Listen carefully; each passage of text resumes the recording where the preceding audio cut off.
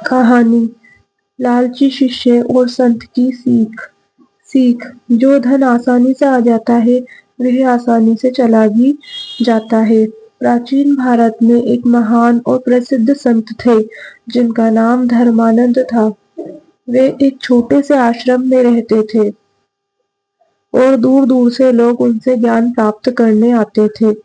धर्मानंद के कई शिष्य थे, लेकिन उनमें एक ऐसा शिष्य था जिसका नाम वरदराज था। वरदराज बहुत लालची था। वह ज्ञान से ज्यादा धन और ऐशो आराम में दिलचस्पी रखता था। वह हमेशा आसान तरीके से अमीर बनने के सपने देखता था। एक दिन वरदराज ने देखा कि संत धर्मानंद एक पुराने तांबे के बर्तन को हाथ में लेकर ध्यान कर रहे थे। संत ने वरदराज को अपने पास बुलाया और कहा, वरदराज, तुम हमेशा अमीर बनने के बारे में सोचते हो। आज मैं तुम्हें धन कमाने का एक तरीका सिखाता हूँ। वरदराज की आंखें चमक उठी। संत धर्मानंद ने वरदराज को वह तांबे का बर्तन लिया और बोले, यह बर्तन जादुई है। तुम इसे लोहे की किसी भी चीज से छुओगे तो वह चीज सोने में बदल जाएगी। लेकिन याद रखना, तुम इस बर्तन का उपयोग केवल एक बार कर सकते हो। एक बार छूने के बाद वह अपनी शक्ति खो देगा।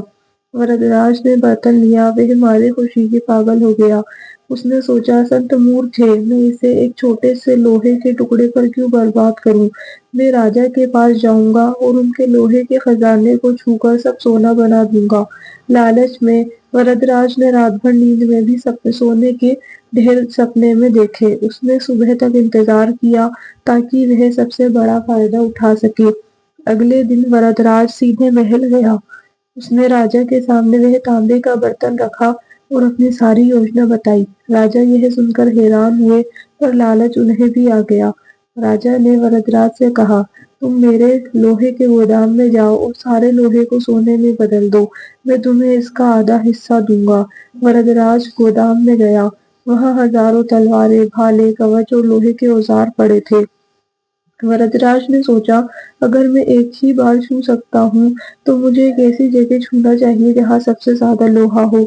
उसने एक बड़ी लोहे की मेज देखी जिस पर कई हथियार रखे थे।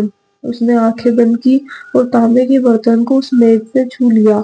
जैसे ही उसने छुआ, एक तेज रोशनी हुई। मेज और उस पर रखे कुछ हथियार सोने में बदल गए। वरदराज की खुशी का ठिकाना न रहा, लेकिन उसी पल जादुई बर्तन अपनी चमक खो बैठा और एक साधारण तांबे का टुकड़ा बन गया।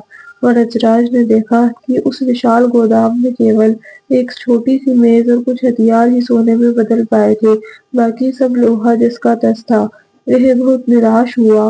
राजा ने अपना हिस्सा लिया और वरदराज को भी ढेर सारा सोना मिला। वरदराज अब अमीर बन चुका था, लेकिन उस सोने के आने के बाद वरदराज ने मेहनत करना पूरी तरह छोड़ दिया। उसने खूब ऐश किया, बेकार के कामों में पैसे खर्च किए और अपने लालच के कारण जल्दी ही सारा धन गंवा दिया।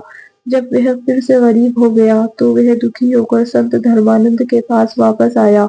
संत ने मुस्कुराते हुए कहा, क्या हुआ वरदराज, क्या खजाना खत्म हो गया। वरदराज रोने लगा और बोला, हाँ गुरुदेव, वह जादुई धन मुझे खुशी नहीं दे सका और जल्द ही चला गया।